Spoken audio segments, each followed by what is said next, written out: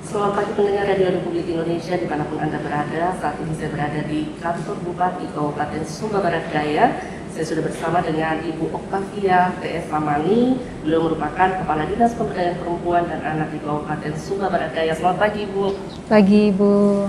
Ya Ibu, mungkin bisa dijelaskan sedikit tentang apa saja program utama yang telah dilaksanakan oleh Dinas Pemberdayaan Perempuan dan Perlindungan Anak untuk perlindungan anak di Kabupaten Sumba Barat Daya saat ini. Silakan. Baik, terima kasih.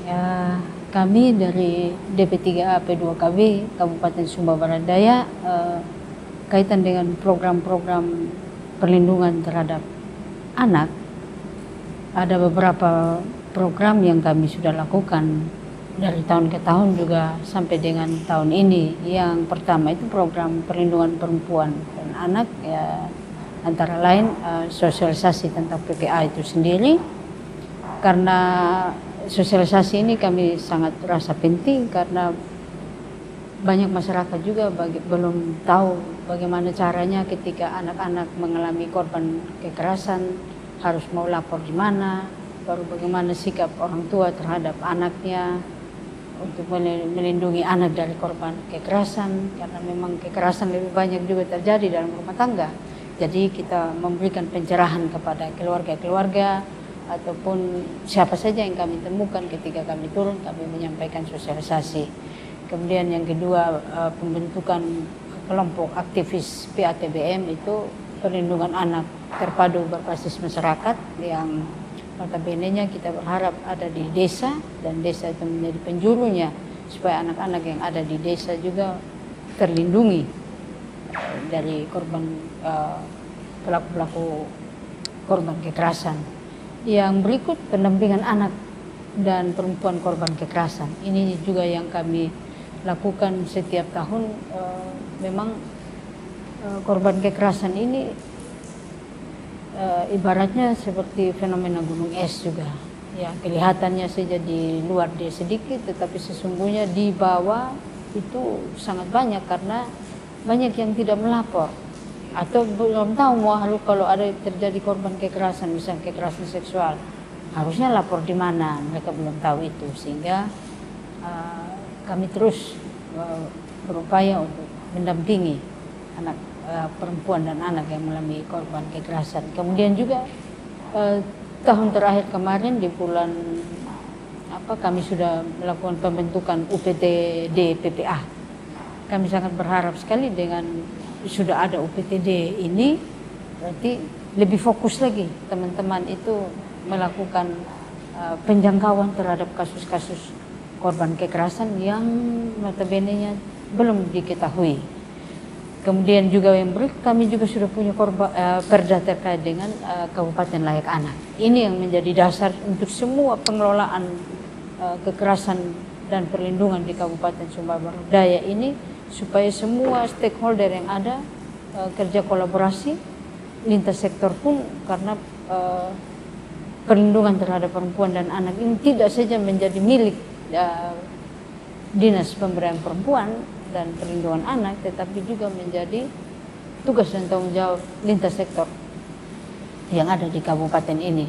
Kemudian juga kami juga sudah melakukan upaya untuk pembentukan forum anak kabupaten, dan juga sudah ada juga forum anak tingkat desa, yang walaupun belum semua desa-desa itu memiliki forum anak, tapi ke depan kita akan terus mendorong supaya setiap desa sudah memiliki forum anak tingkat desa.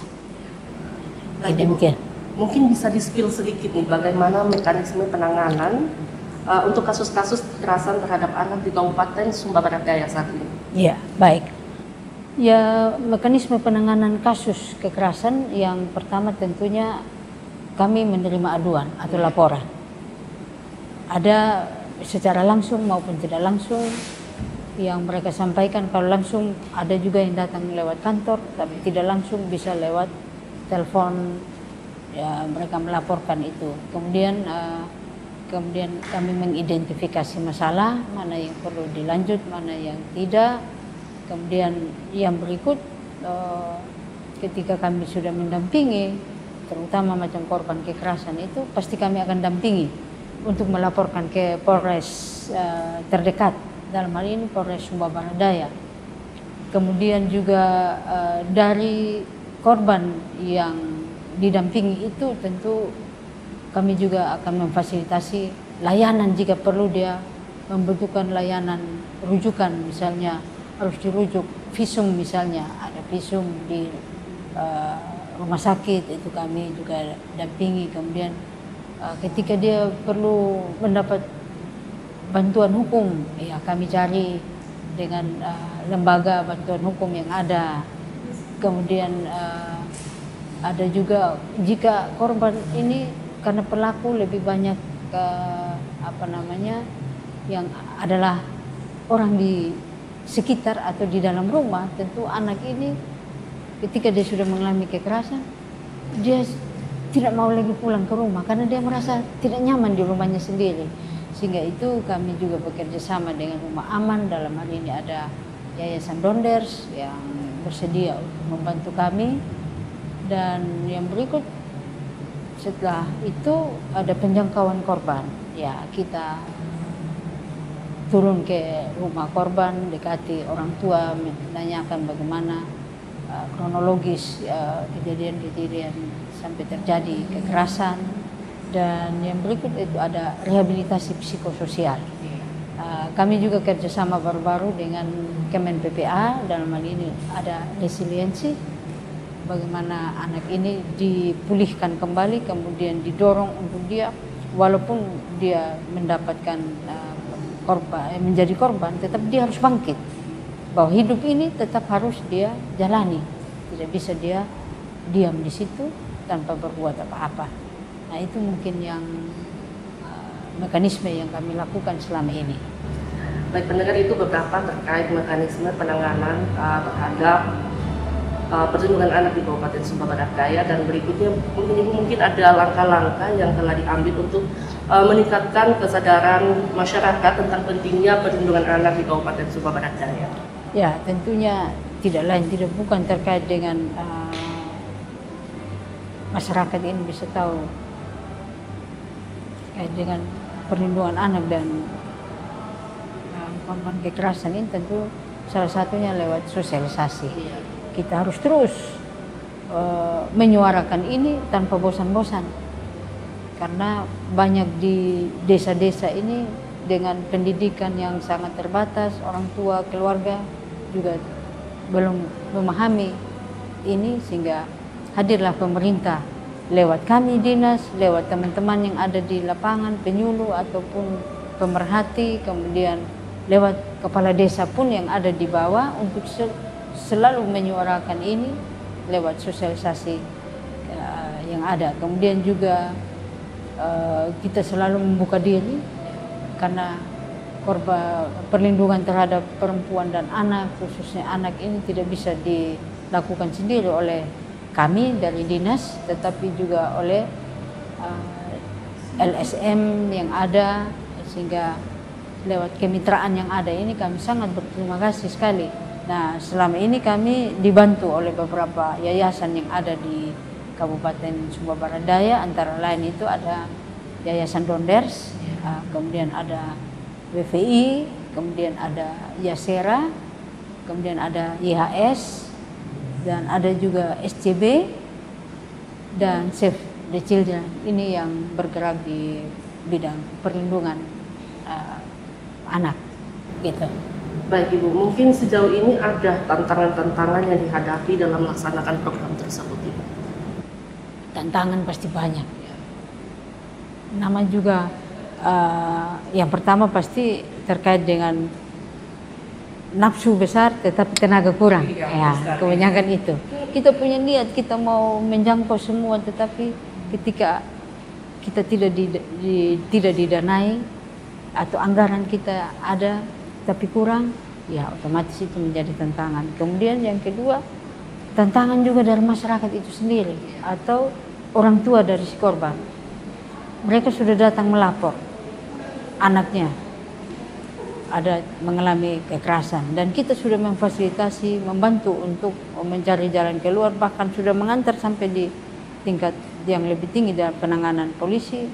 Tetapi oleh dalam beberapa waktu kemudian dipengaruhi oleh mungkin pihak pelakunya ini keluarganya orang besar atau pejabat, datanglah untuk meminta untuk kasus ini didiamkan dan diajak berdamai. Ini menjadi tantangan kami, sehingga ini pekerjaan besar yang untuk bagaimana kami meyakinkan lagi keluarga ketika anak menjadi korban, harusnya hak anak itu yang harus dilindungi, bukan hak daripada si pelaku ataupun orang tua dari korban. Karena anak ketika mengalami kekerasan, terutama kekerasan seksual misalnya, itu kan apa yang sudah direnggut itu tidak bisa kembali lagi, begitu.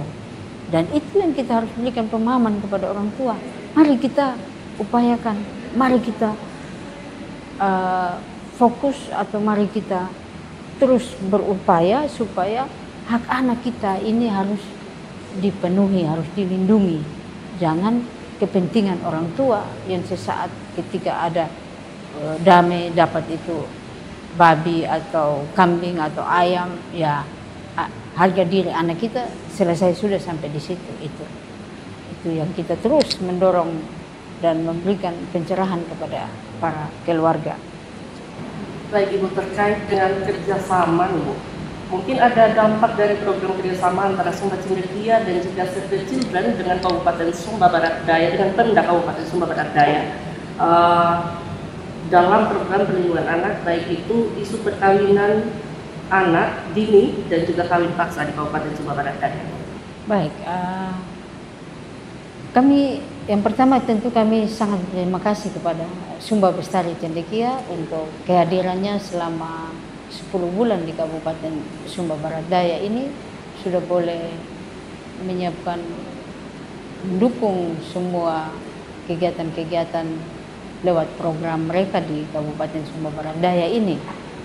Dan kami sangat merasakan dampak dari pendampingan yang dilakukan selama 10 bulan ini, dan terutama kecamatan, desa dan sekolah yang didampingi itu merasa terbantukan dan malah merasa dengan mau berakhir ini macam ada yang belum belum puas begitu, karena belum tuntas yang didampingi. Terakhir sudah karena program harus selesai. Kita sangat berharap sekali yang dirasakan adalah anak-anak mulai berani. Dampaknya itu anak-anak mulai berani menyuarakan apa yang menjadi keinginan mereka, suara hati mereka. Mereka bisa mau menjadi pelopor dan pelapor. Itu yang kita harapkan dari pendampingan tadi ini. Anak-anak berani. Selama ini kebanyakan anak-anak itu merasa takut kalau orang tua ngomong, otomatis anak-anak ini harus diam, sudah harus tunduk taat dengan orang tua. Tetapi untuk bagaimana mau beranjak berdiskusi dengan orang tua, menyatakan pendapatnya, itu hampir tidak ada. Tetapi lewat forum yang ada ini, pendampingan yang ada ini, anak-anak sudah mulai muncul. Nah, di situ juga muncul dengan sendirinya jiwa kepemimpinan dari anak-anak itu. Dan memang ini pola pemberdayaan yang harus memang kita terus pupuk untuk ke depan. Anak-anak kita bisa tampil lebih berani lagi menyuarakan apa yang menjadi isi hati mereka dan apa menjadi harapan mereka terhadap orang tuanya, pemerintah setempat, kemudian pemerintah kabupaten, bahkan pemerintah pusat, seperti itu. Baik Ibu, selama program berjalan kurang lebih 10 bulan ya bersama mitra Save the Children dan juga SCB, mungkin ada pesan dan kesan yang ingin Ibu sampaikan kepada mereka, Ibu, silakan. Ya, yang pertama tentu pesan kami, kalau bisa program ini dia akan berlanjut, jangan dia sampai di 31 Desember saja, karena memang tadi SBD ini salah satu penduduk terbesar di Pulau Sumba, tentu otomatis masalah-masalah sosial juga pasti akan mengikutinya. Sehingga dengan demikian kami sangat berharap Sumba Bestari Cendekia jangan lepas kami pemerintah, dalam hal ini kami dari dinas, untuk menangani itu sendiri. Itu pesan kami. Kemudian kesan kami, ya kami sangat terkesan dengan kerjasama yang baik ini. Dua Sri Kandi kami ini yang ada memang betul-betul luar biasa. Mereka sangat begitu respect terhadap ini isu yang mereka angkat ini, dan merasa terpanggil bagaimana untuk bisa mengentaskan ini gitu. Dan kami jujur dengan teman-teman yang selama ini mendampingi, betul-betul kami merasa terbantukan, ada hubungan kerjasama yang baik, kita saling mengisi satu sama yang lain, sehingga terciptalah hasil-hasil yang mereka sudah paparkan tadi ini. Kemudian kami juga walaupun dalam keterbatasan apa yang diminta atau oleh mereka, kami juga berusaha untuk menyediakannya itu dengan baik ya. Gitu. Dan yang terakhir Ibu, sebagai closing statement nih, mungkin ada yang ingin disampaikan kepada anak-anak di Kabupaten Sumba Barat Daya tentang anak itu di sekolah bukan di pelaminan ya, dan tentunya himbauan kepada masyarakat untuk stop perkawinan anak di bawah umur. Silakan ini. Iya, ya anak-anakku, anak itu di sekolah bukan di pelaminan. Artinya, mari kalian punya masa depan yang masih panjang. Selesaikan tugas itu, pendidikanmu dengan baik. Karena apa? Masa depan itu lebih penting daripada kalian belum apa-apa sudah menikah atau sampai punya anak. Kemudian pesan kami terhadap orang tua, jangan paksa anak untuk menikah. Masalah ekonomi keluarga jangan ditanggungkan kepada anak-anak. Biarkan anak-anak itu menikmati masa anaknya, masa remaja dan masa mudanya untuk mendapatkan pendidikan yang layak. Kemudian setelah dia mendapat pendidikan, dia mencari pekerjaan. Setelah dia mencari pekerjaan, barulah dia mencari pasangan hidup yang sesuai dengan keinginan hatinya sendiri. Demikian itu. Baik pendengar, itu dia wawancara singkat kami bersama Ibu Oktaviana TS Samani yang merupakan Kadis Pemberdayaan Perempuan dan Perlindungan Anak di Kabupaten Sumba Barat Daya. Dari Kabupaten Sumba Barat Daya, saya Maya Ingat, terus mengudara untuk Indonesia. Selamat datang di era digital baru. RRI News kini hadir di genggaman Anda dengan aplikasi mobile terbaru. Temukan berita online terkini, cepat, dan terpercaya langsung dari perangkat Anda dengan fitur pembaruan berita real time dari aplikasi mobile RRI News. Anda tak akan pernah ketinggalan informasi.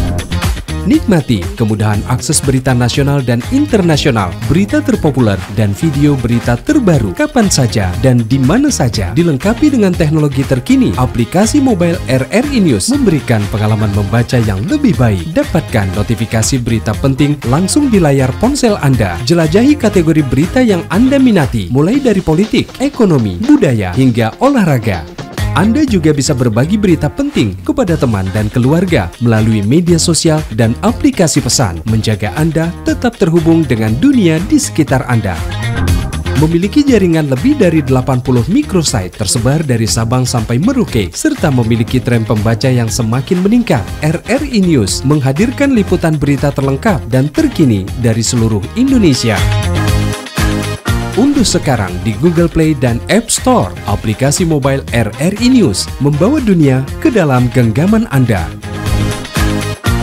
Aplikasi mobile RRI News, berita terkini dan terpercaya dalam genggaman Anda.